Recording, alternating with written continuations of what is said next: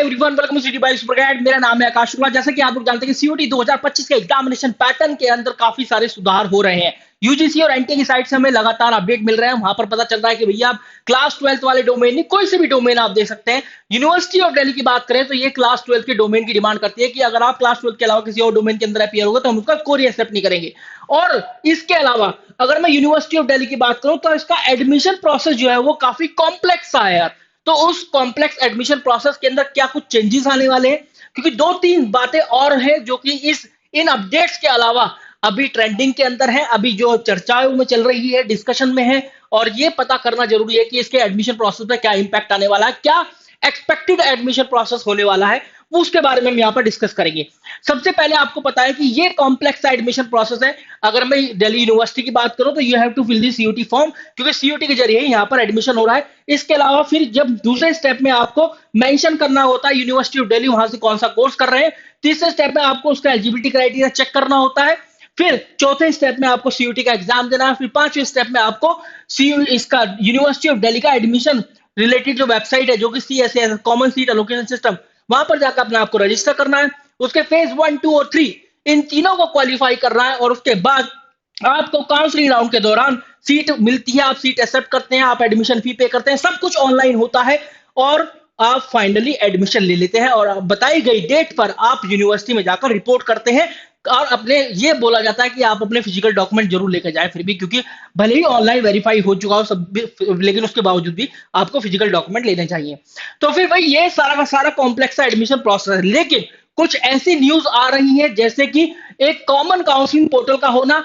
और ये common counselling portal की हम बात करें तो भाई 5 यूनिवर्सिटीज जो है वो ऑलरेडी एक्सेप्ट उन्होंने कर लिया है, जैसे Mizoram university, university of Hyderabad, Jawaharlal Nehru university, Kashmir university, Banaras university. इन्होंने ये एक्सेप्ट कर लिया है कि भैया हम कॉमन काउंसलिंग पोर्टल की बात करें तो यहां से पायलट रन जो है वो स्टार्ट होने वाला है इस कॉमन काउंसलिंग पोर्टल का। मतलब आपको यूनिवर्सिटी के अलग अलग एडमिशन की वेबसाइट पर जाकर अपने आप को रजिस्टर नहीं करना है, बल्कि आप केवल कॉमन काउंसलिंग पोर्टल के जरिए इन चारों पांचों यूनिवर्सिटी को जो है वहां पर फिल कर सकते हैं।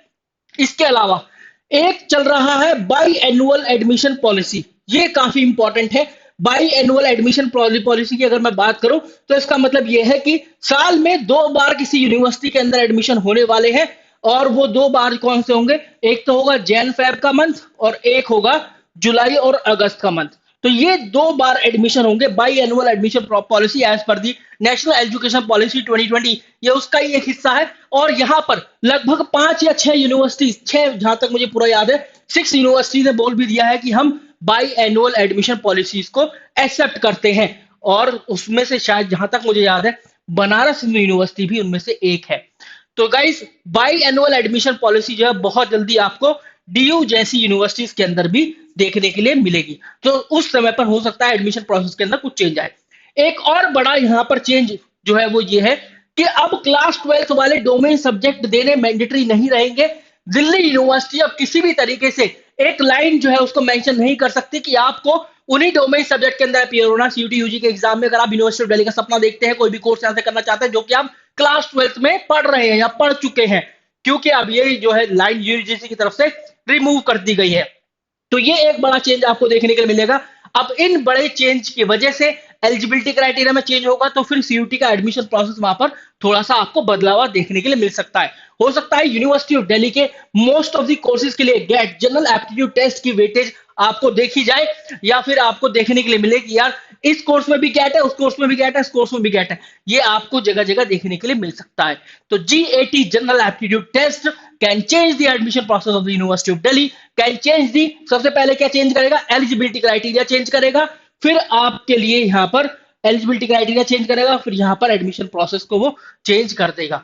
तो guys this was all about the video. I hope आपके समझ में आया होगा। अगर आप तैयारी करें सीयूटी यूजी एग्जाम की तो गेट के मॉक टेस्ट का पीडीएफ यार आप डाउनलोड कर लेना। लगभग 100 पेज का पीडीएफ है, 100 पेज की बुकलेट है जो कि हमने बनाई है आप लोगों के लिए।